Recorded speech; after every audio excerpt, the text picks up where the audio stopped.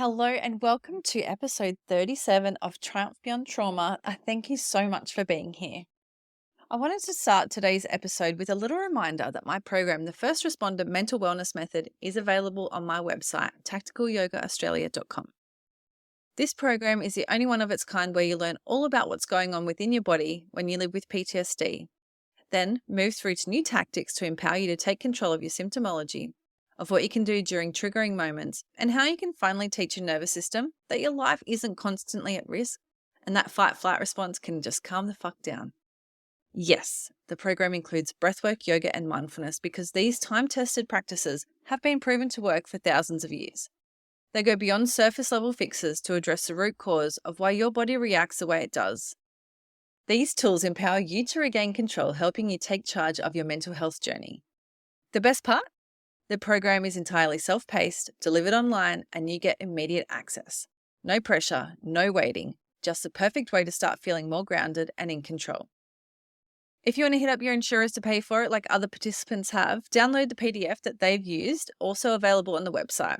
There's literally no better time to take control and get your life back. Today, I am joined by Andy MacFarlane, a former New South Wales police officer whose 20-plus year career is nothing short of extraordinary. From undercover operations with the New South Wales Crime Commission and Drug Enforcement Agency to counter-terrorism and dignitary protection.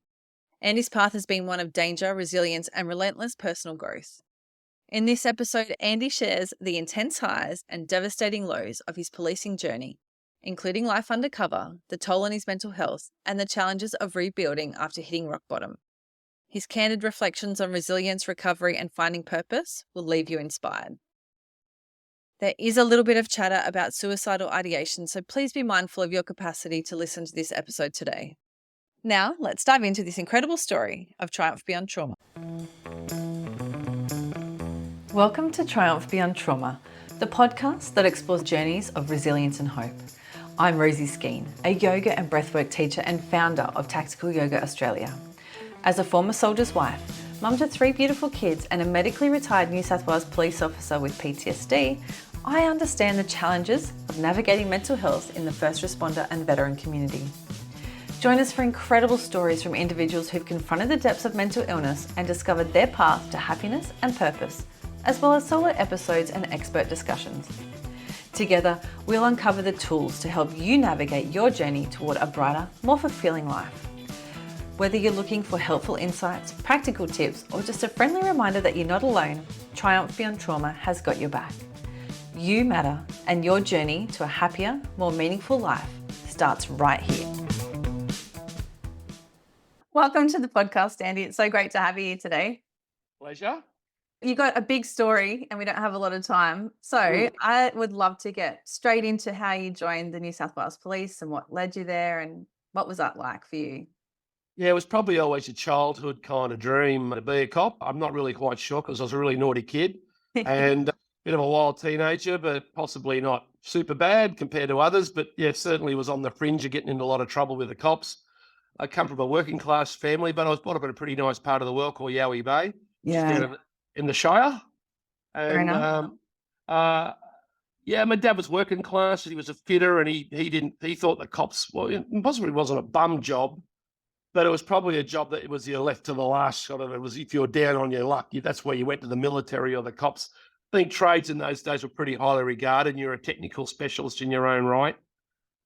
So he sort of talked me into doing a trade, and I was fortunate enough, I guess, to struggle through a prestigious trade at Qantas as an aircraft sheet metal worker / technician. And yeah, it's good. I made a lot of mates out there. I mean, we had something like 400 or 500 apprentices. Wow. You know, from 4th year down to 1 year, it's pretty stiff pecking order out there. Yeah. You know, and but a lot of fun, a lot of guys from all over Sydney and from all over New South Wales. A bit like the cops actually came down and worked for Qantas, and it was a great airline in those days. They were highly regarded, the Flying Kangaroo, and great work culture there.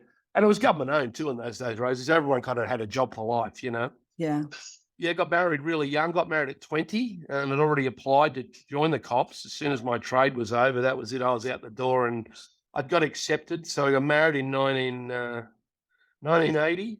I had my honeymoon in Bali, which I'd been going to through the 70s as a young bloke. And, 1982 came round and I was into the cops, August I think about August the 15th, class 188 Don't at forget. Red. Yeah. Yeah, no, it's the two things I think you kind of, when you're circling around someone who you think might be a bullshit artist about being in the cops, it's the first two things you ask: what class do you have and what's your registered number? Yeah. So that's usually a bit of a, yeah, that's usually what separates them all out. Um, so yeah, I turned up, and while I was super fit, I was right in a really, really high point of training really hard in my life, and I'd really embraced distance running, which held me in good stead in the cops. And I was playing footy.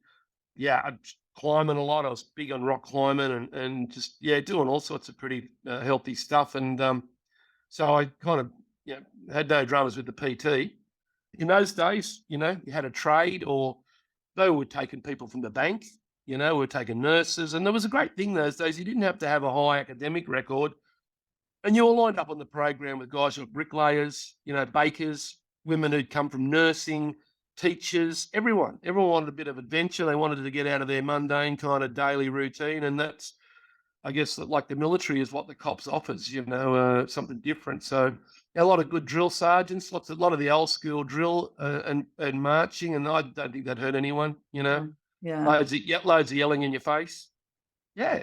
Yeah. So I got out, and while I was there, I sort of saw the mounted police across the way, and I'd been riding too as a kid, and we had horses at home, and I just got rid of my horse to join the cops. I thought, that'd be pretty cool on a horse, So went and did the riding test, did that okay, and they took me in my pro actually. So I went out to Redfern number 7 division.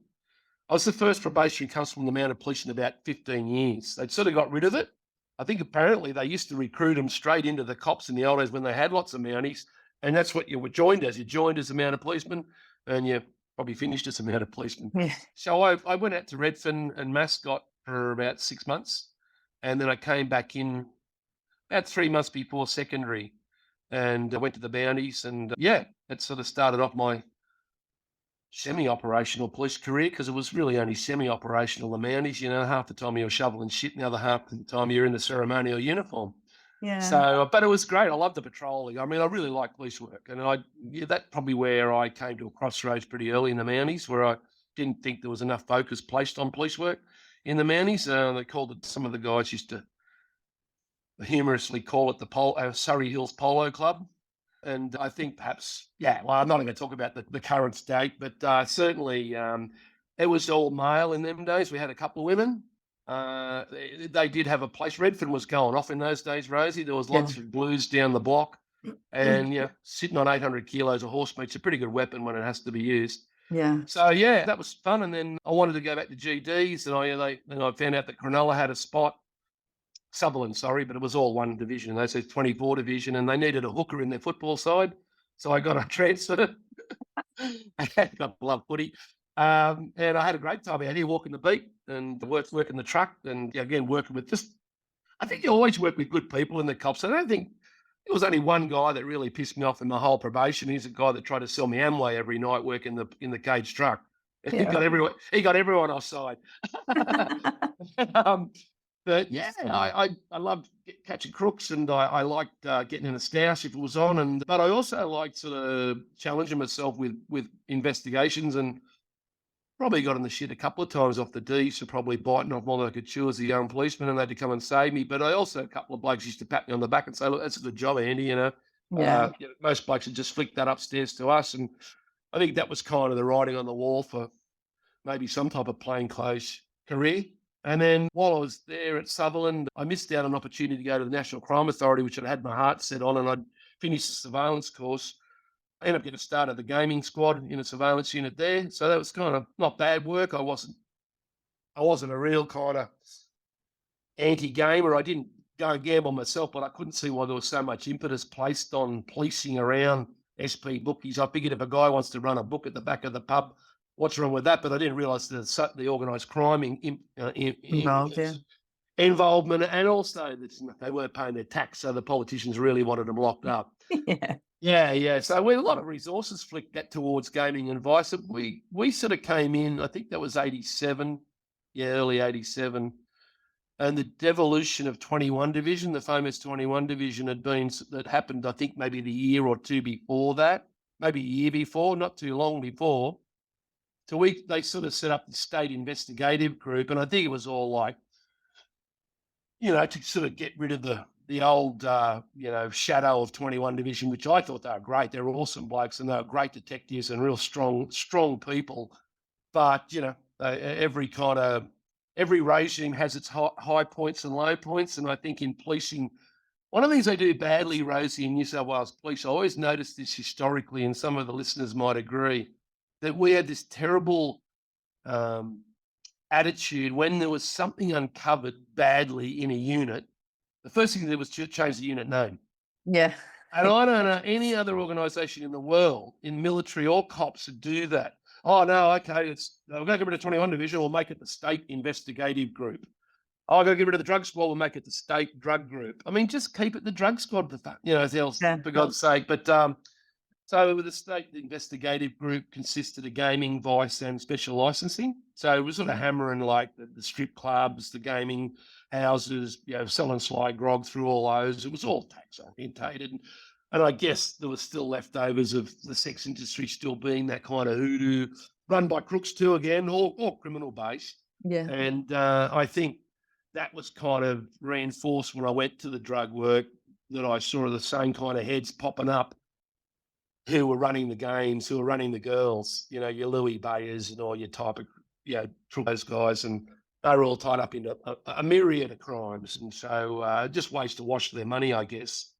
So, gaming squad surveillance unit, I worked with some very colourful people down there.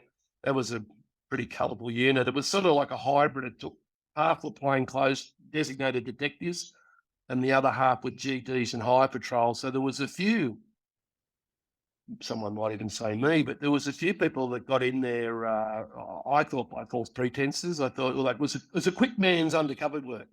As they get in there and grow your mullet, put your white Reeboks on and you're away, it's pretty mediocre, really. There was some great operators in there, but there was a few that came in that, as we say in a lot of different jobs, I don't know if they use it in the cops, so you get the bends, you come up too quick. And there was a few of that in there. Anyway, I lost a good mate down the crime commission. It was the State Drug Crime Commission in those days. And him and another guy got killed in a follow, and the car was sliced in half up Tamworth way, Manila, up near Manila, actually. I don't remember that. Yeah, you might not have been around then. We're talking 88. Yeah. And both killed, very tragic.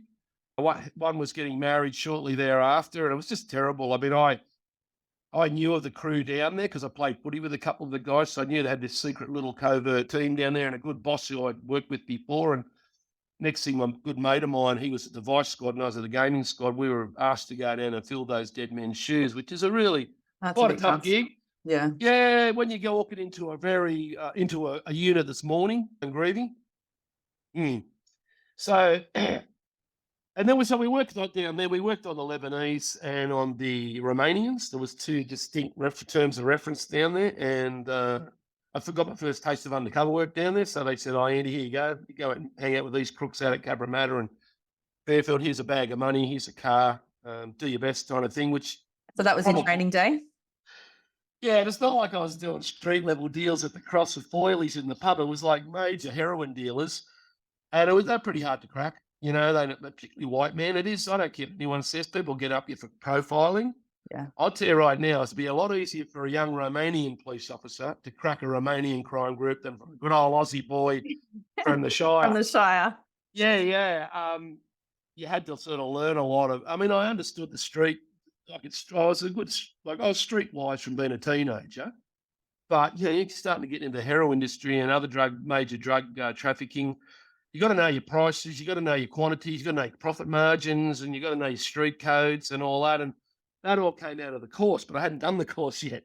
Mm-hmm. So I sort of had to backtrack and do the course later, which, so I was there for doing UC work for quite a few, or maybe good 12, 18 months. And then the Drug Enforcement Agency was formed. Yeah. What they wanted to do, they had all these different drug units. They had the Commonwealth State Joint Drug Task Force, they had the State Drug Crime Commission, the State Drug Group. And so they said, look, let's just consolidate them all. Let's make, and it was a really, really good model. and we'll bring all the people in and we'll set up these different task forces. It was 5 task forces. There was the plantation unit, the support unit, and the undercover unit. And it was a terribly good model. They again, the Royal Commission came around. What did they do? They disbanded it and gave it a new name. Yeah. And instead of just getting rid of the bad guys, so I went to Task Force 3 under Rod Harvey, a tremendous leader of men and women, a great commander, and a really experienced crew of people there. And started off there, but I still wanted to go back to undercover work. So I got approached by the commander because he knew I'd been working down the other place, and he said, "Look, we'd like to have you down at the undercover unit." And met him at a pub, as you do, Yeah. outside, talking That's the interview. outside, Yeah. talking out the side of your mouth, you know. And he said, "Oh, we better get you on that course." So I went down to the course, and that was a really cool course, and met a lot of good people there, and people I'd Wait, already sorry. known. You'd Yep. already been working in undercover for 18 months, Yeah, yeah. and then you did the course. Yeah, yeah, I sort of did an ass about, you know. So I actually did pretty well in the course, believe it or not. Yeah, I can imagine. Yeah. And then yeah, down the undercover unit, again, worked with some great people. It was a great little unit, tight, very tight unit. Um, Isolating, like I'm a bit of a social butterfly, so you weren't allowed to go to police dues, you weren't allowed to go to police footy functions, you weren't allowed to play police footy, well, you weren't supposed to. Mm. Sometimes you sneak in the back door of a police function and catch up with people on the quiet because you missed them, your workmates. All of a sudden, you got this crew that you're just totally immersed in, and some other jobs are quite like that too. It's not on its own domain, undercover work, but I did miss the social aspects, but I love the work and I love the freedom. It's a really free, it was a free job. You're super accountable. People think, oh, you just run around in a fast car with a big bag of money, but half the time you're wearing a device, half the Yeah. time you got surveillance following you, and half the time you're being covered by another crew. And, so it's not as easy to get in trouble down there as you think. We had a good team, and we had some real strong workers and some people along for the ride, and that will always be the case in most places. So put in a bit of time there and did some comments back to the Drug Commission, did a job down the NCA, National Crime Authority, which is where I wanted to go. It was nice to go and sniff that place out a bit. And then, look, there was a bit of movement, and we thought about a change of lifestyle, a sea change, my wife and I, and she was in the job. She wanted to get out of Sydney, and the director of the DA was really supportive because I'd had a couple of threats, so we didn't really take them seriously. But I thought, the time's right. I got a little baby girl. My wife was at the airlines, and when he said, "Where would you like to go?" I don't know why I didn't say Coolangatta. Yeah. But I said Canberra. Oh, yeah. Yeah, well, I got a secondment to the AFP, and they wanted to take me at the drug operations branch down there, and they didn't have a real strong undercover capability, and they were seeing what we were doing up in Sydney, and they were going like, "We'd like to get on top of that, but our hierarchy doesn't like undercover work." And that came from a historical. In the early days, the narcotics work was done by customs, even in Australia. So all the federal UC work was done by the Customs Narcotics Bureau, and the feds didn't like it. And it was a real and there was some crossovers. Some guys had left and gone to the other place and vice versa. And whatever happened down there's some real nasty vibes Yeah. about what had happened. So they kind of brushed undercover work, which I crazy because every major police force in the world is its bread and butter. Right? It's covert investigations are they solve heaps of crime. Very effective. Yeah, and it's cost effective too. Yeah. Instead of putting 1 million guys, you just put one of your own in there. Off you go. Yeah, and it's better, and it's better than informant because you got credibility, and they generally don't tell lies. Generally. And, yeah, so off we went down there, and they were lucky. They transferred my wife to the Qantas Club down there at the airport, which was great. So it was nice. She kept her career, and I went down there and had a fantastic time with the AFP guys. I'd left. There's guys I know now that'll probably say, "What the hell are you doing talking to that bird on that the podcast and rapping the AFP?" Because I generally always got on with everyone from every type of service. I wasn't that real territorial sort of factor where some of the older detectives, hated the AFP, and I'm pretty sure the AFP hated the New South Wales. But in the W, you had Roger and all them people running around. No wonder they didn't like us, because we had some red hot operators up here. And don't worry, there's a couple amongst their crew too. They just tend to get a better run out of it.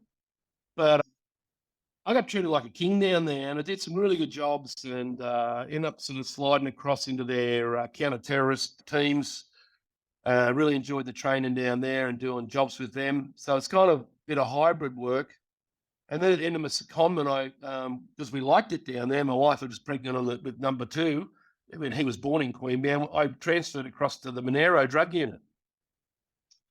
And or Monero detectives to start with, and then across to the drug unit. And I had a fantastic 4 years there. That was my bush policing, Rosie. 40,000 square kilometres of coast and snowy mountains, and lots of crooks in the middle there, and bikies and ethnic crime groups, and mainly crops, but a few good speed labs, and some pretty good crooks down there, which we managed to sort of gather up and charge and get rid of over the sort of 4 or 5 years we were down there. It was really a really good operational tempo. We were flat out. There was 4 of us. Worked our ass off. Yeah, that's a big base to cover. Yeah, and well, we had big jobs too. And what's really cool about that, I'm not being detrimental to the people before us. I just don't think that they had the same team dynamic as we had, because it's all about the dynamic. It's like a football team. You can have a footy team that's playing the NRL, and maybe they got a bad captain, or they got the wrong halfback playing, or the wrong lock forward, and all of a sudden the team doesn't win a game, and you change 2 people out and they win the premiership the following year. So very much like a workplace. Yeah. I always think sport mimics life. I use a lot of it in my analogies now when I'm working. I talk to them because I love their footy up there, and they kind of really get the whole, look, you can't bludge on your mate at work, because it's like bludgeon on your mate on the football field, and the gap gets created and then something happens. So the tempo down there, and we'd put a lot of initiatives in place too. Like we'd written, I wrote a covert investigations SOP manual on the how-to when you run an office, and we didn't even have that. We didn't even have that at the undercover unit in Sydney, and that became a milestone for us, and for the guys to operate. And I went down and had lunch with a couple of the current guys down there, with a couple of the old guys in Canberra. And what was fantastic to hear was the same intensity and the same tempo. 20 years later, 25 years later, that unit still has a really good culture of going and getting them and biting off big jobs that most 4-man units or 4-person unit wouldn't really. They'd probably flick it up the chain to state drug group or whatever. So we weren't scared of anything down there, and it does take a lot of courage. You got to have courageous people around you, and your small unit to look after each other as best you can from a welfare point of view as well, and family. So there was all that kind of thing happening, but all that good stuff over there kind of takes its toll on the other stuff back at home. So anyway, after 4.5, 5 years down there, I was kind of keen to get back to Sydney. I didn't like bumping crooks when I was doing my day out shopping. That's what I hated about country policing. That does suck about country policing. Yeah, and most of mine weren't the jaywalking. They were getting out of jail after you put them into for a lag for trafficking or whatever, and and I didn't need it. I just got tired of that shit with my family being around, so I wanted to get back to Sydney. I like the anonymity of a big city as a police officer. And so the DEA graciously took me back. And I'd been back for a year, and this would be something probably interesting for you. I got seconded to a task force. It was a big super secret task force right in the middle of the Royal Commission. Yeah. It was on police corruption and 10 unsolved murders up around the Coffs Harbour, Port Macquarie area. And it was all related to this big drug growing family out west of Kempsey. Okay. Pretty much a cartel up there. They were real good crooks, and they were sort of suspect of either committing some of the murders themselves, or certainly instigating the murders and paying people to knock these anti-drug crusaders and people who stumbled across crops. And so they were all cold cases. And so there was a crew of us of about 20 in the task force, maybe 15, and we had a really good commander. And I was given the job as a covert operations coordinator for the task force, which meant sort of oversight and all the electronic intelligence gathering, all your phone taps, listening devices, yada, yada, yada. managing the informants on behalf of the case officers, even though they were their informants. I sort of had this overarching kind of thing, and then running all the UCs up there, because we ran a heap of undercovers up there and trying to slice the whole community up and get some leverage on the old murders. So it's using the military up there, and it was big job. I mean, we ran one job up there, Operation Tosca. I think I ran it for 70 days with the ADF up dug into the mountains up there in military trucks and stuff. I think it was the largest military police operation since the Vietnam War. So there was some really interesting stuff came out of that. And I was running my own little war up there, it's great. Yeah. And but again, isolation, working on my own. There's a bit of yin and yang in it, isn't there? Like, it's great to be given the opportunity to, you're in a kind of a covert mode. So you're driving a covert vehicle. I've been doing that for years anyway. Left alone to your own devices, and I was productive. So the more productive you are, the more left alone you are. And then you kind of get into that kind of no man's land where everyone forgets about you, or maybe you forget about them. I'm not really sure about that. But yeah, the wheels started falling off in that task force. There's a very high pressure job, and we were answering to the Royal Commission because they wanted to know everything we did. And they were ourselves because they were following us around as well, and we were working on these jobs that they gave us. They were sort of spot checking us up there, so we had a bit of fun with them, running them around, a bit of anti-surveillance and whatnot. But yeah, look, we didn't solve all the cold cases, but what we did was we ended up getting Lindsay Robert Rose for 5 murders. He was one of our informants. No way. And he'd murdered a heap of people, more than 5, but we got him for 5, and he pleaded to 5 murders, and he's doing multiple life sentences now. He was a pretty nasty guy. So the guys did an awesome job on that.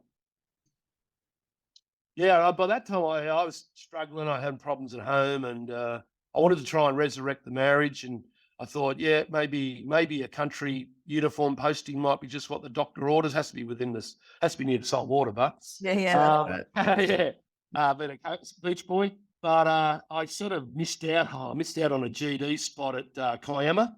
Oh, yep. Yeah, I got trumped by someone else. It's fair enough. It's not what I see. In the country policing. And that was pretty much the death knell for my marriage. So, but I needed a break from locking people up. I was tired of that, and I was offered a spot pre-Olympics to go to the PSG, which is now the CT Command, Mhm. and it's a protective security group in those days. So I went down to Dignity Protection, and ended up having a good time there. We wrote the national-based competencies for close protection for the Olympic Games. We trained about 600-700 police, put them through the CP courses, and got to watch them all roll out of the courses and straight into probably one of the best Olympic Games I think they've ever had.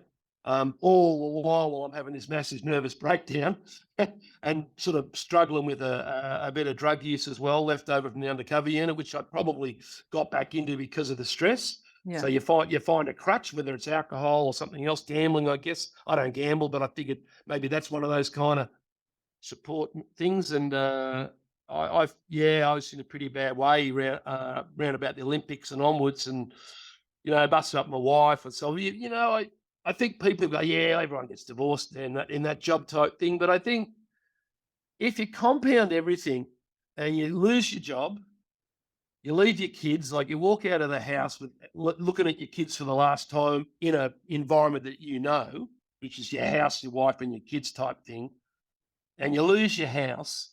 So you've lost your job, you've lost your professional identity, you've lost your family. I was sleeping rough for a while. It was pretty tough. I was stealing food. I was living it. And then I was lucky enough, I got a job at Qantas as a baggage handler. So I went back to the airline after 20-something years, 22 years. So that was and I was a baggage handler. And that kind of paid for everything that I had to pay in those days. And I managed to buy a combi, an old clapped out combi, and then I gave me a bed.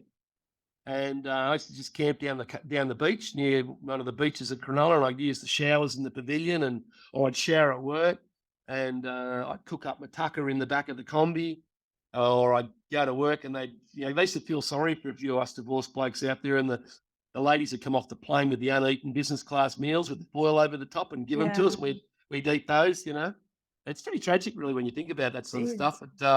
It takes you pretty close to the edge. Yeah.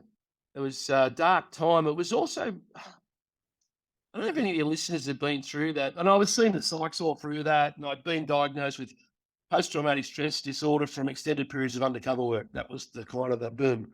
And then I went through the whole disengagement process, but they knocked me back on the HOD. I don't know. Can you believe that? And I was This is watching people. interesting. I know this. I've heard this and what Yeah. you're about to say because I find this actually incredible, but it still happens, right? Like people are I've still seen fighting I've claims. seen people getting out with a paper clip cut on their finger, and I Mm. mean, and you got people who've done way even more work than me, who are struggling. I had 5 years at the district court to get my HOD, I can't which believe put it. and it put me back so badly in my getting better. I was more stressed from that shit, Rosie, than I was from the PTSD and undercover work. They'd really compounded all the problems, Yeah. and so yeah, I chewed on the old Glock 17 a couple of times until they took it off me. Yeah, not a good place to be, but was never going to do it. Actually, when I look back in retrospect, I remember the psychs. It's the first question the psychs ask you. Have you ever considered suicide? And I said, look, I considered the concept of suicide, but not actually suicide. I'd lost a few good mates in the cops from it. My dad had always kind of, instilled in us how good life was and how rich being alive is, because he was a great outdoorsman. He was a mountaineer and awesome guy. And he used to tell us when we were young, if things get that bad in your life, just pack your bag and fuck off somewhere else. Yeah. And it was good. It was sage advice. Never forgot it. So I was able to kind of, I knew I had to hang around for a little while with the kids because I didn't want to leave them too much. So I got a couple of local jobs. Um, and I got a promotion. I actually went into oil and gas after throwing bags at Qantas into refining. And I got a couple of senior safety roles, but I realised that when you have PTSD or PDS, I think we call it now, aren't we? You've got a ceiling. There's a ceiling that you hit with responsibility. Some have a bigger ceiling than others, and I think my ceiling is quite high. It's come from a lot of progress, but I've got a ceiling. And if I get tipped into a job too deep and too complex and with too many moving parts, I'll tend to crash and burn. And so I found that kind of my guardrails, what to stay inside.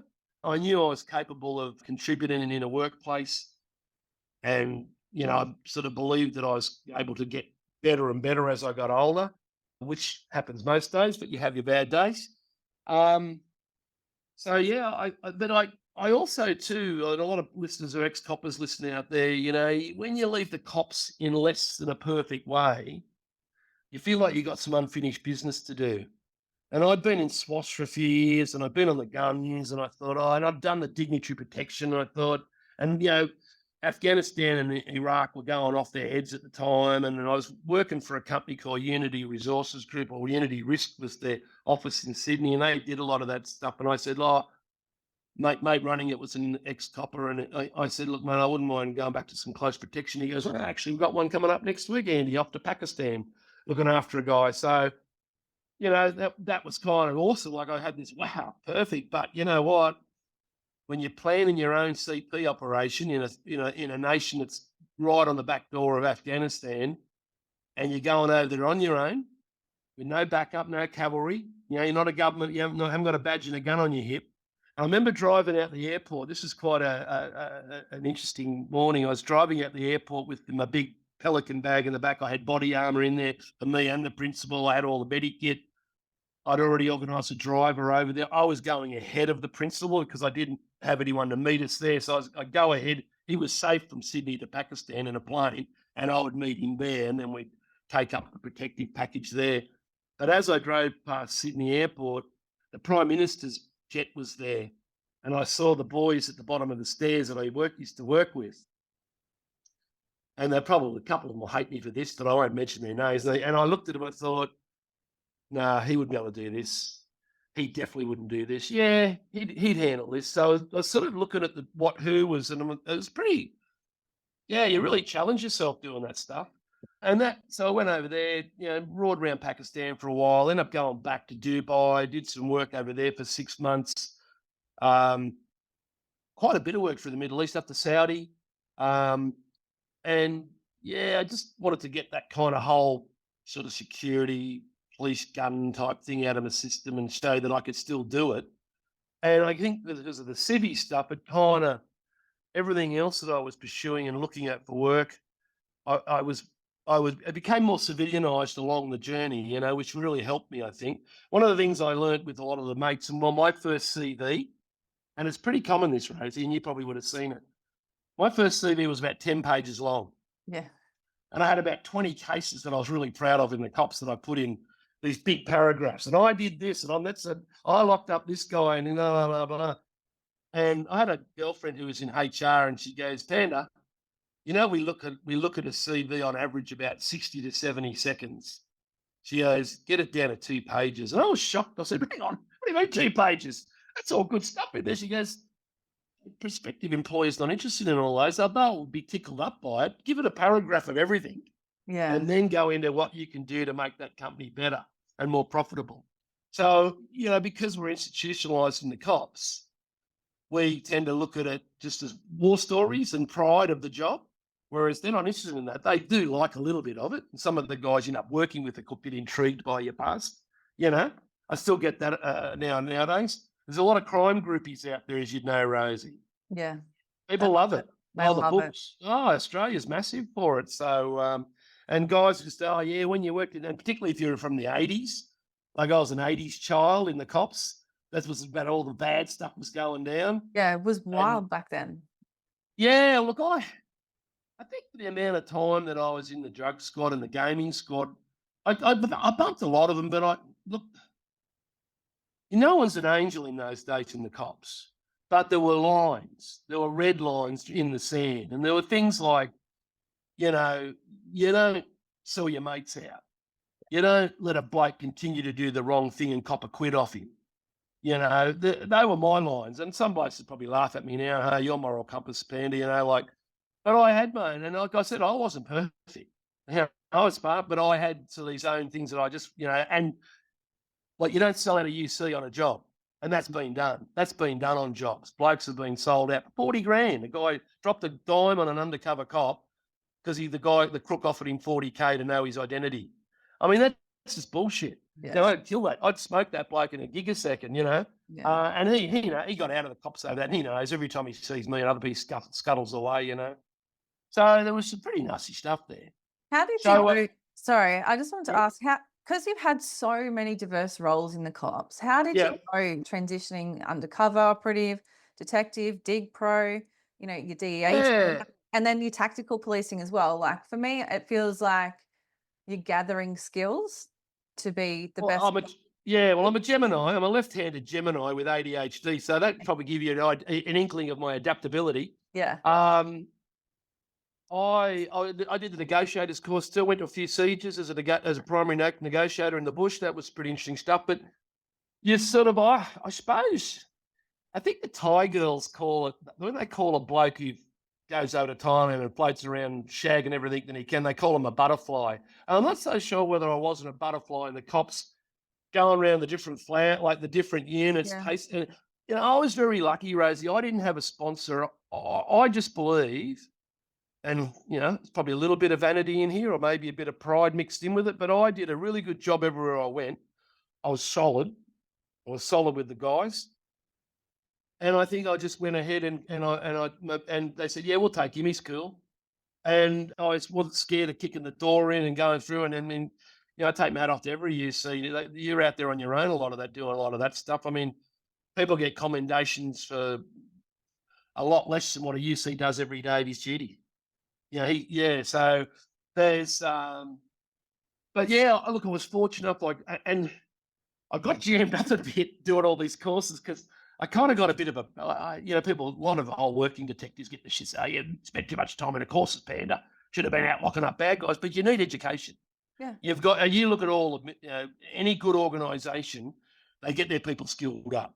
And that means taking you off the floor while you get that certification. If you want to do surveillance, you've got to do the surveillance course. Want to do undercover work, got to do the undercover one. Want to be in SWAS, got to do the SWAS operators course, et cetera, et cetera. But there's a period there from like 88, so 89 through to 92, where I did my SWAS course, my investigators course. I didn't do my PCI course because I didn't apply for to do my D's course. What I did the first couple of years in surveillance at the gaming squad just as a plainclothes constable.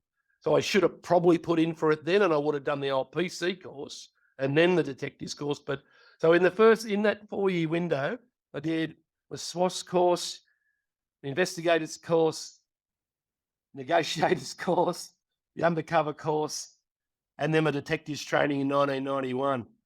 I was, Fantastic. yeah, but I was running jobs too. I mean, I remember getting in the Yeah. shit a couple of times for going out of the classroom at Goulburn and talking to informants. They'd be ringing me and I had to duck out. And, I had jobs going.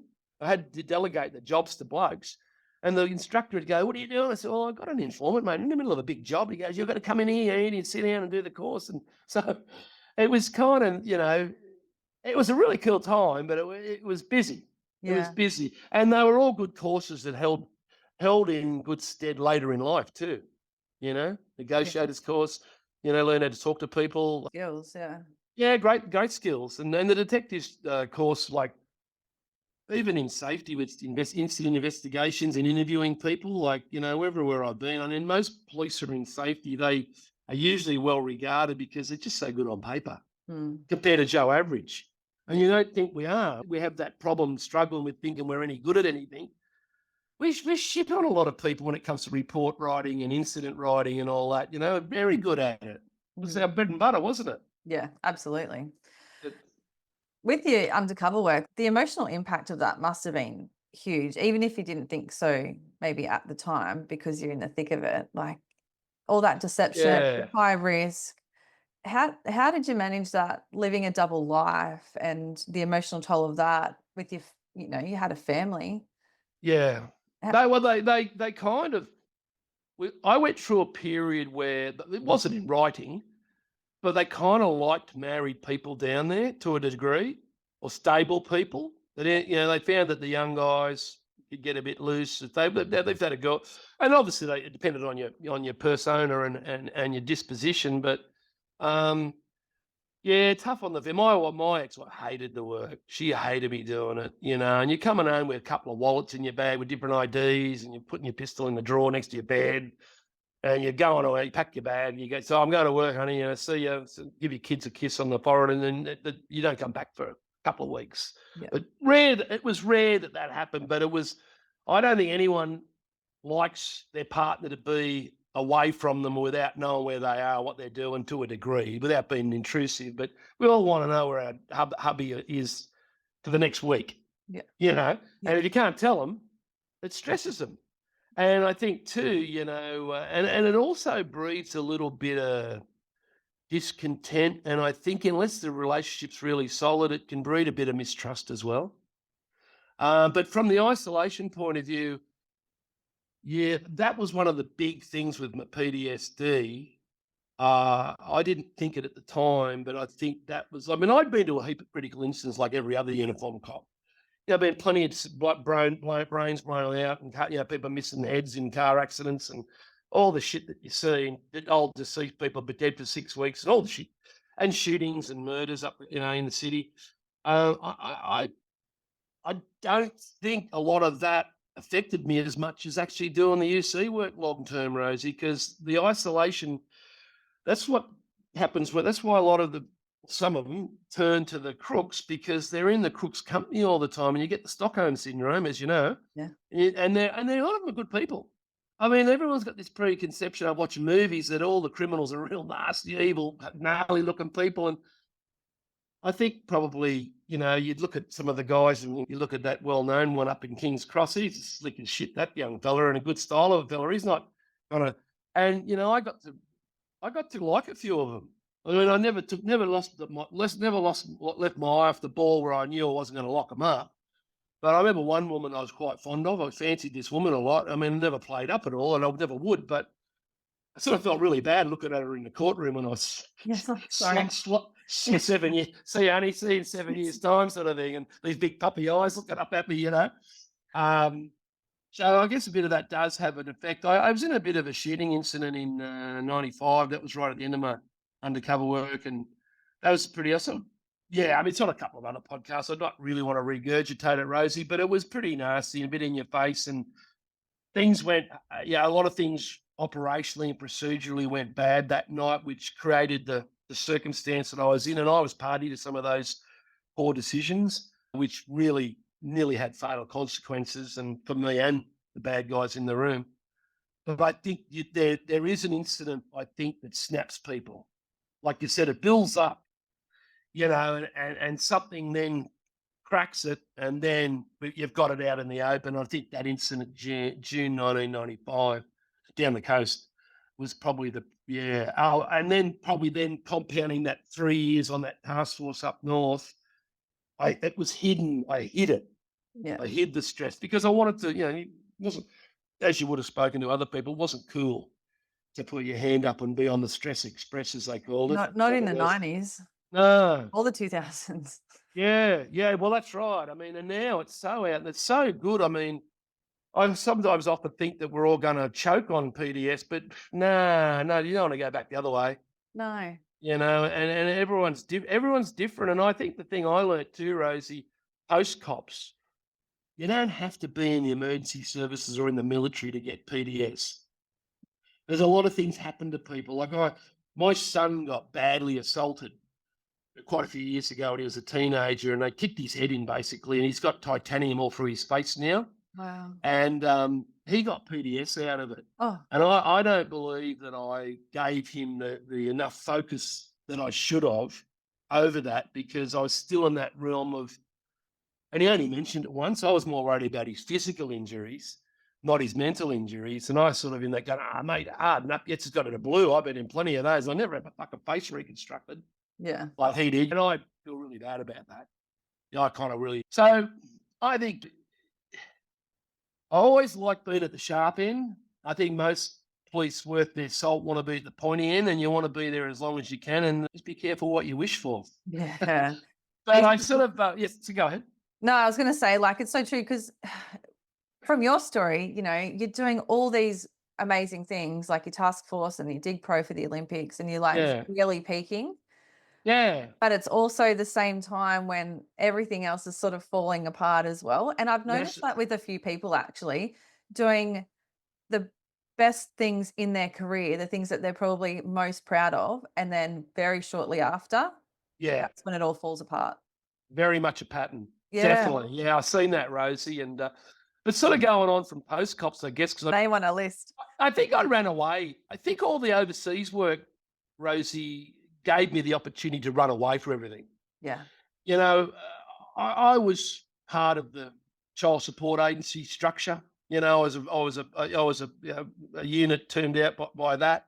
That was tough, but I realised and recognised my responsibilities all through it. I mean, I coached my kids in soccer, and I was always there for my kids, and I might not have been, real good for them all the time, but certainly I never. Yeah, and then once they sort of got older, I kind of shot through. I went to the Earthquake Commission in New Zealand for 18 months, and then over to end up jagging a job in Asia for best part of 8 years with a big hotel chain, Marriott. Well, it wasn't Marriott then; it was Starwood. Marriott bought them out, but I had over 550 hotels in 14 countries, and these were like we had resorts in Borneo and Tibet and Mongolia and Koh Samui, and I ran away. Yeah. And I was getting paid to run away, and I was getting paid to see all these things that I wanted to see as person, and I thought I never would because I'd lost out on a lot of 2 marriages, 3 kids. Half of those people didn't talk to me, the other half did, you know. So, yeah. Regrets over my career and pride. It's that whole mix of regret and pride mixed up. I think that becomes a bit of a rabbit hole. You got to be careful of, going down. People say you shouldn't have regrets. I disagree. I think regrets are a great awakener to give you a couple little pressure points in your heart and in your soul of where not to go again. Yeah. Don't go back to So that. people go, "Oh, you shouldn't have regrets." Yeah, no, I think they're not bad. You mean you keep them zipped up and put away? They don't become a monkey on your back, but they just keep you. Oh, I don't want to go that way again. And so yeah, I basically travelled. Oh, I lived out of a suitcase for 12, 13 years. Yeah. And it was great. I met some awesome people. I realign my own kind of, I know people think I'm a bit spiritual, my own soul. I was able to get back a bit of credibility myself because I'd lost a lot of credibility with the drug use and the banged up, and I was a loose brick when I got out of the cops for a while, running around with the wrong people. That didn't work. I mean, I found out that didn't work in about 5 seconds. And people want to hang off you Yeah. because you're a bit iconic. And once the crooks know he's an ex-undercover cop, we might be able to use him. Yeah. And you just go, yeah, sure, pal, in your dreams type Yeah. thing, you know. But I was certainly courted and fated a little bit, and that, but it was all shit. It was all superficial, you know. Your real friends are your real friends, and I brushed a lot of my mates in the cops for a long while, Rosie. You know, I threw a blanket over the organisation and my friends unfairly, and I just hated the blue. Anything to do with the blue, I despised. Probably there were some personal aspects to that too that I won't go into here. But because I threw a blanket over everything, I didn't talk to a lot of my mates. And I think it was, in fairness to them too, they were senior police and I was pretty fucking loose. Yeah. And I'm not so sure whether they actually wanted to be seen too much with me through that period of time, but they still. So anyway, I ended up putting on this big do down the coast. I went and hired this big house a few years ago and got them all down there for a boys' weekend and gave them all big hugs and kisses. And we're all good. And I'm going drinking with them Thursday night. So you like to go and see the boys a couple of times a year. I do love their company still, and the lives get bigger and wider as you get older. But they're a fantastic group of people, and yeah, they're an important part of my life. But also my private friends who watched all this shit from the sidelines. My two best mates, I did know the other night. I've known them 60 years, and they have put up with this petulant child as a friend called Andy and watched me do all this stuff and probably a bit proud about some of it and probably going, you're an idiot other times. Yeah. And we're still mates. And, you know, it's really good. And so yeah. But, you know, look, when you're going through PDS, when you're having that initial big breakdown and you're affected by a lot of different things, even if you take the drugs out of it, I had, when I was running those CP courses out at Holsworthy for the Olympics, I actually had, what do you call it when you don't eat? Anorexia. Yeah. Now, anorexia is a symptom of PDS, Mm. and plus using drugs, and I was training super hard as well. So I was like that. I You was like wouldn't. skin and bones. I was fit, but I looked terrible. Apparently, everyone thought I looked like a junkie. I wasn't. I did everything but probably put a needle up my arm. You know, Yeah. and when you've got that, your whole body, your whole chemical balance is out of whack. You know, you're not thinking clearly at all, and you're making some pretty poor decisions, and you're just sort of in. I think it's a bit selfish, that type of behaviour too, to a degree, Rosie. I sort of think that I know that we all go through bad stuff, and maybe, but I look back and think how stupid I was and how I should have manned up a little bit more. But then maybe there's a release that's got to be done. You've got to go through this cathartic sort of process to maybe pop out a better person. Yeah. I And it's think good. Yeah. I think I agree with you, I guess. On both sides of that argument, you can be a little bit self-indulgent sometimes with what you're going through and not Yeah. realize what's happening around you.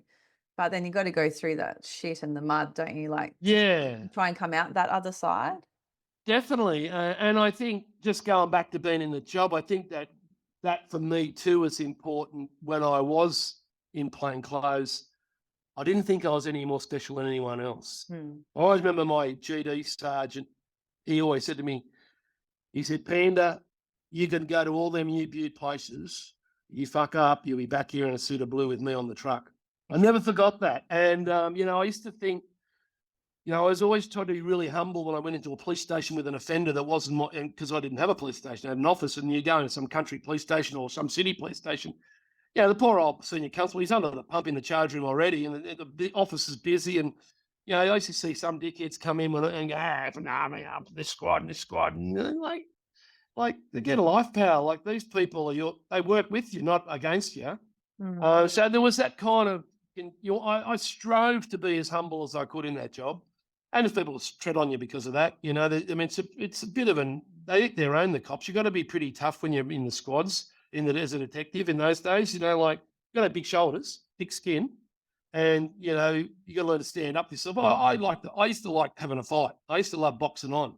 So I Yeah. was pretty good because I had everyone bluff. I don't know. Yeah, look, I tend to sort of have a little bit lighter view of it all now. And I think if you get too serious about, I mean, I can talk serious. I do still get emotional over stuff, but the It's you real know, though. It's your life, you know? definitely, It's definitely, it's I think it's okay to be emotional about it, and yeah, it's me sometimes, you know, I've recently had to speak about some things and it got me, and I didn't think it yeah. would again, but it does. It's hard then. When I try and every now and then I'll use a police story. I don't do much of it in safety in the mines, Yeah. but what I try and do is connect it with the guys and girls doing the right thing at the mine and sticking to procedure and sticking to what their supervisors and managers want because they're doing it for a reason. They're doing it to keep you safe. Yeah.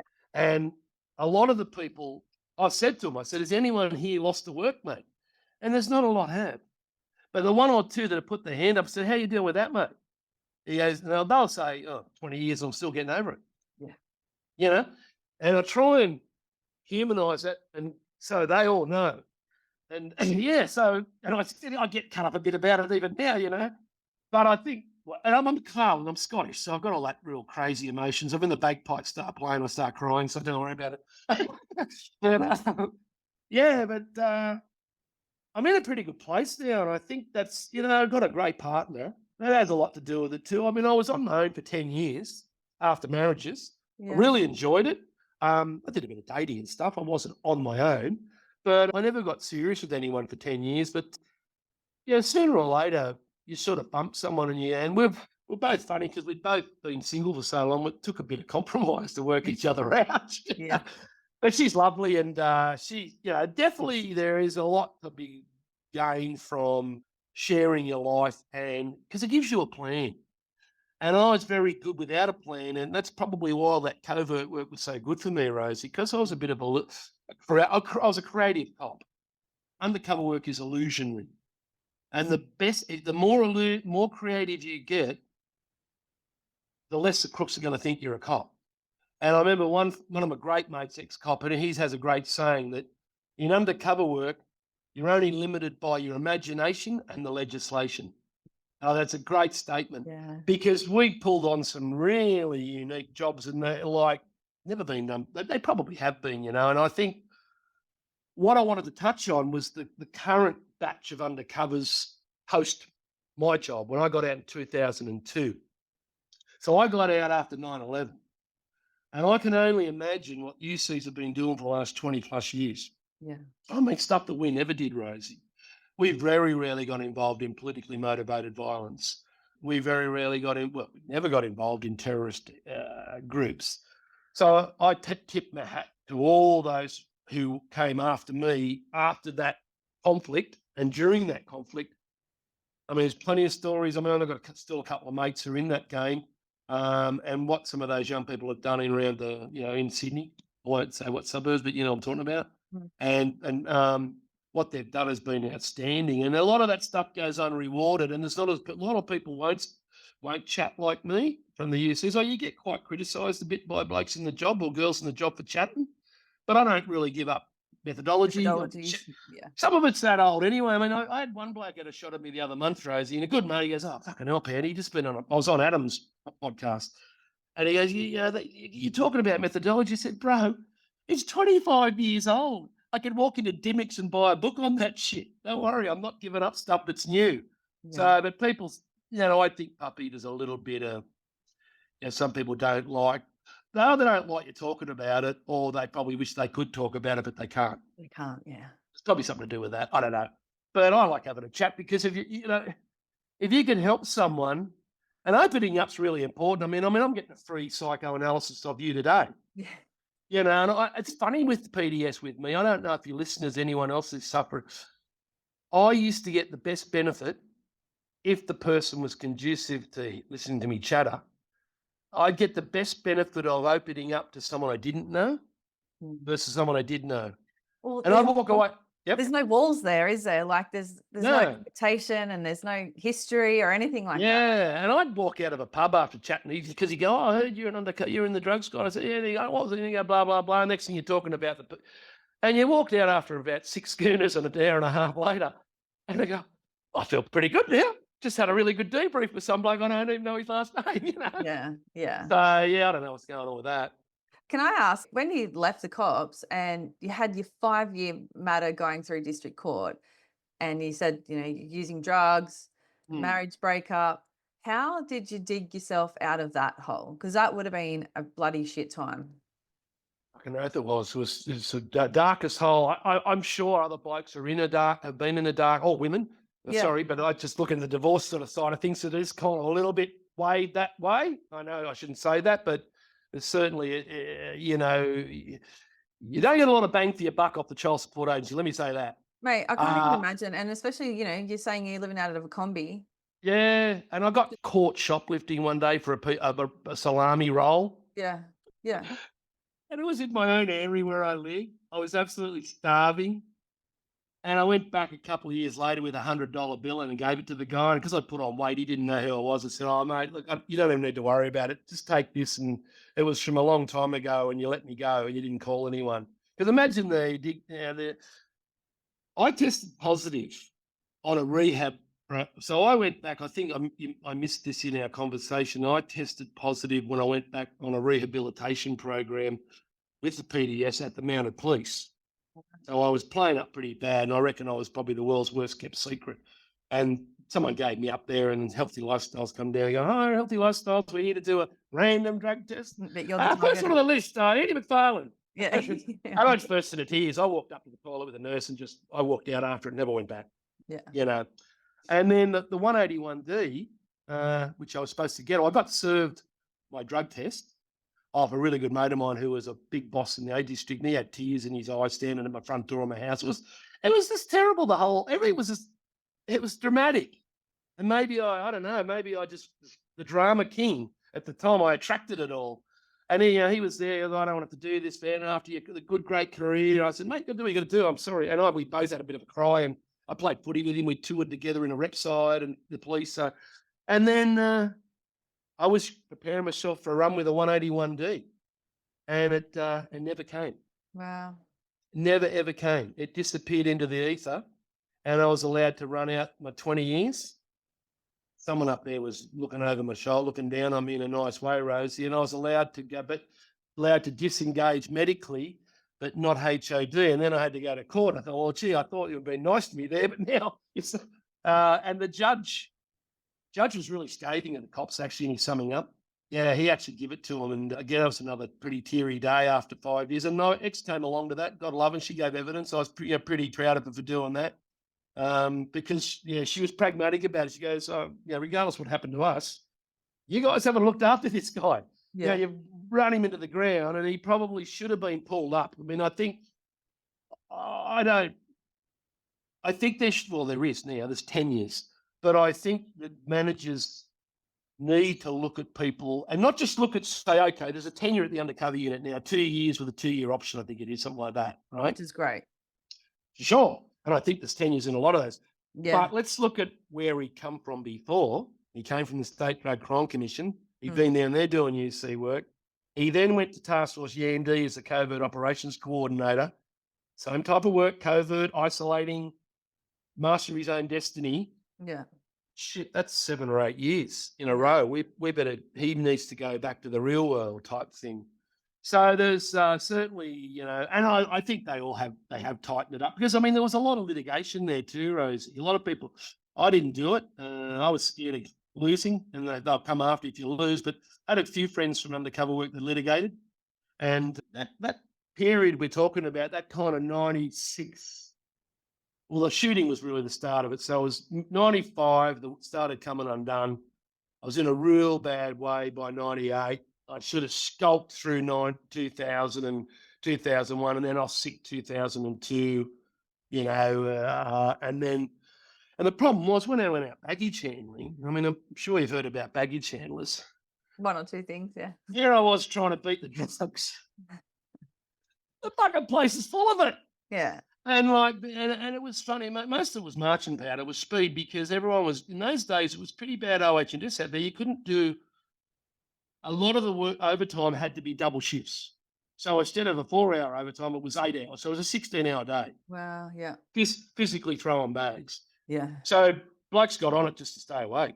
It wasn't party, but they did other stuff. There was some good crooks there, and some of them have been picked up recently. I think one of the guys who I never suspected at all, an older guy, he got done the other month for half a ton of coke. And Wow. when my mate rang me, I said, I thought that guy wouldn't say shit for sixpence. There's no way I thought he was one of the bad guys. He was like the white Don, older Yes. guy. Yeah. No, there was a lot of crooks out there. And I think even post 9/11, which I went out there Yeah. on sick report. I got a job out there. The cops didn't want me to do it. And I said, well, take it up with my site. He said, you got to work. Yeah. The And I practical. said, he's doing menial labouring out there. He's throwing bags. So they let me work on the sick leave. And, it's not big money out there. And I'd run my money out on all my sick leave and my long service and the extra sick leave that you get. I'd run all that out. So I had to live. And so I was out there throwing bags. And that was different out there because, there was 4 of us that were ex-cops. They wouldn't talk to us for the first 6 months. They wouldn't even sit in the meal room with you. Yeah, because you were the filth, you know. And then that kind of worked out. He uses drugs. He's cool. Yeah. So Yeah. I kind of got led into the circle more than the others because they were pretty straight. They were the guys. But yeah, there's a few troglodytes out there, a few bottom feeders, and genuine good guys. But it was a bad culture. And I was a wharfie for a while. And Yeah. that had its own culture as well. Mhm. And I couldn't even tell them I was an ex-copper. I was warned, don't tell them what you did for a job, mate. They'll throw you over the edge of the boat on night shift. Mm. So I had to go in undercover with a covert name and a covert background just to get a job. That's It incredible. was so it was all kind of, I didn't make the best choices with jobs, but I think when you're struggling with everything else up in your head and you're trying to get off drugs and I wasn't drinking. It was weird. I didn't drink on drugs. I drink now. I'm a big drinker now. I'm probably a functioning alcoholic now. But yeah, I got myself off all that shit. Yeah, it took a while. It wasn't actually as hard as I thought. I thought actually it's harder to get off cigarettes than to use off drugs. Yeah. Yeah. So I sort of cleaned up about, I think that 2006, 2007. Just gave it all. I had more to offer life, I thought. And I thought it holds you back, that shit. It's like anything, like if you drink too much or if you gamble too much, all that stuff, it either hurts you financially or it just holds you back because you're not thinking straight. Just so Yeah, cloudy. Yeah, everything's cloudy. And, Mm. you talk to people who've been big drinkers and give up alcohol, I reckon it's the best thing ever happened to them. Just a whole different. I go dry up in New Guinea. I don't drink up there in the mines, and I might do 5-6 weeks clean off the grog. And it's very enlightening. What are you doing up there in New Guinea in the mines? Is it safety? Are you Yeah, I'm feeling a safety guy. Yeah. Yeah, so I'd worked up in New Guinea before, and I've been up there now 3 years, and I really enjoy the company. It's a great culture. We've built a culture up there. It didn't happen overnight, and great people. I'm working with an ex-copper. He's my back-to-back. He's AFP, but so he's only kind of a bit of a plastic, He'll listen to this, don't worry. No, he's awesome. And we've got great managers, great supervisors. And look, the people, we've got a diverse crew up there, Rosie. We have probably 80% of the workforce is national. 15% is probably Filipino, but we have groups of Turkish up there, Portuguese, Dominican Republicans. So you've got all these different cultures you kind of got to navigate around with safety because then they all have a different aspect to it. Yeah. But it's really good, I think I'm moving to Indonesia next month. Hey. Yeah, I'm building a house over there. So we're going to retire in Bali. Yeah. So Flo's pretty stoked about that. She's a local girl over there and her family's over there, and I love the place. And we thought, she's doing law over there. So yeah, there's a lot. It's quite exciting, that the arse into my life.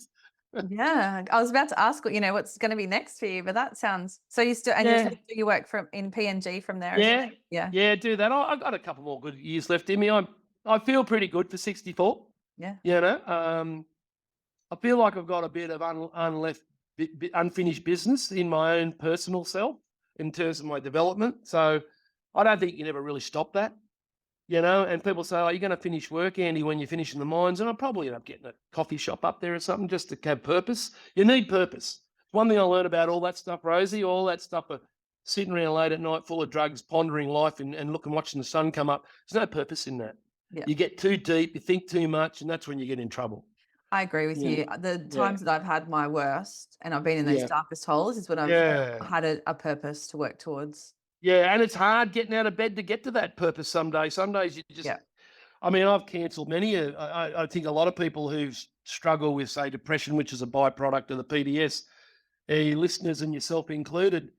I mean, I've like, probably missed a few opportunities by just cancelling that meeting and not going to it, or not getting up out of bed on time and just saying, "Sorry, mate, can't make it," Yeah. because you're dealing with shit.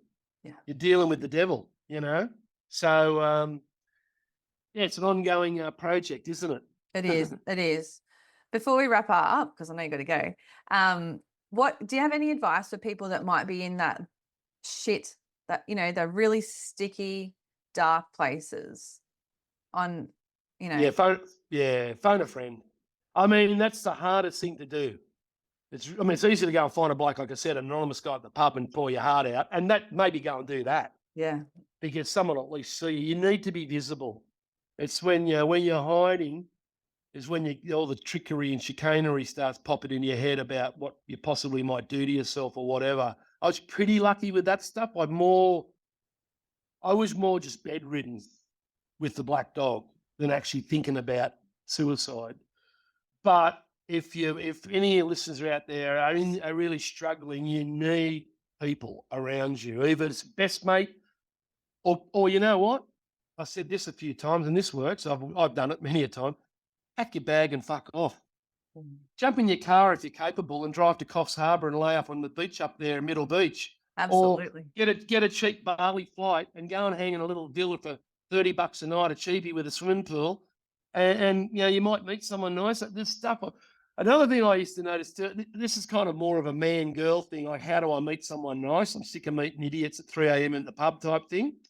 And it probably works with people struggling with mental issues too.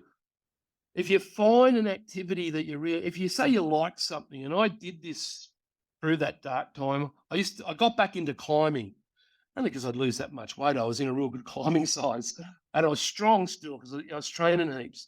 So I joined the Sydney Climbers Club, and it was great because I got back into doing what I wanted. And they had expeditions like at the Blue Mountains or down the coast or down to Victoria to the Rapparees, and there were some bloody nice women in there too that were climbing. But I wasn't meeting someone at 3 a.m. blind. I was meeting a fit woman, sharp of mind, loved doing what I like doing. I ended up dating one of them for a while because she had a similar interest. Yeah. So, definitely an activity. An activity will try and get you out of it. But yeah, nowadays I don't take any medications except alcohol. I tend to find that I just ride the black dog out now, Rosie. I'm pretty good at that.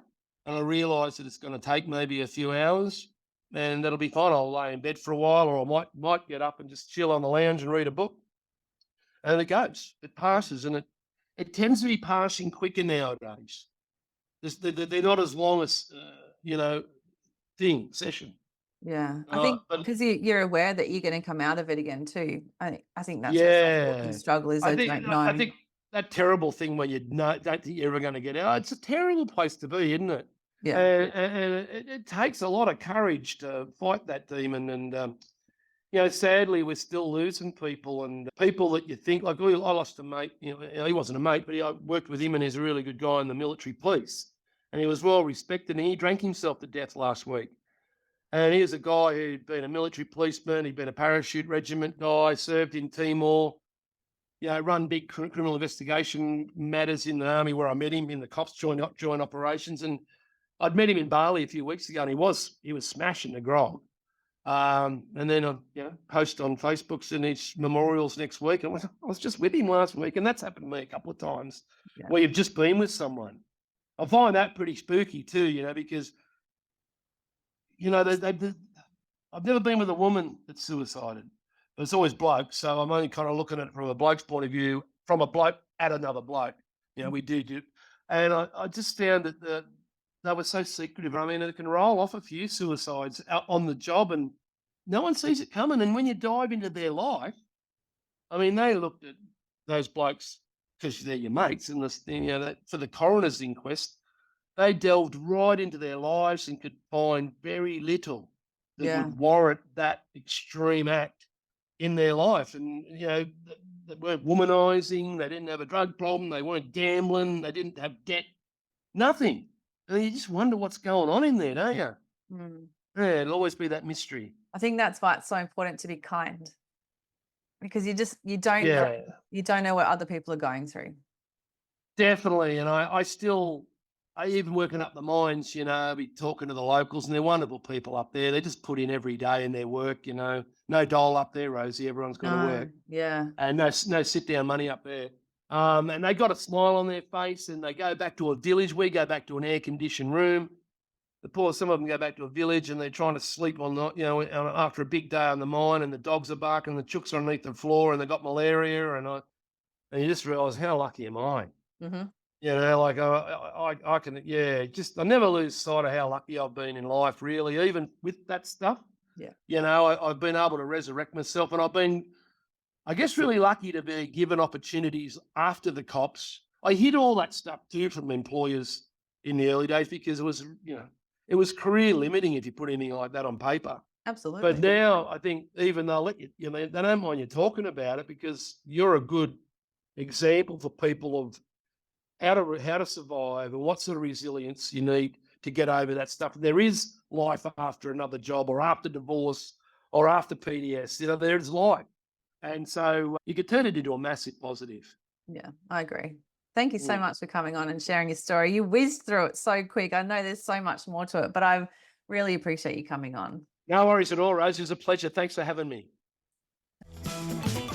I hope you've enjoyed today's episode. If you have, make sure to hit subscribe so you never miss any new ones. We release fresh content every Tuesday. And while you're there, take a moment to leave us a review. I would genuinely appreciate your thoughts. Don't forget to connect with me on Instagram and Facebook at Tactical Yoga Australia and share this episode with your friends, family and workmates to spread inspiration. Your support means the world. My name is Rosie Skeen. Join me again next week for another empowering and positive episode of Triumph Beyond Trauma. Until then, be kind to your mind and trust in the magic of your consistent and positive efforts. Triumph beyond your trauma is closer than you think. Have the best week.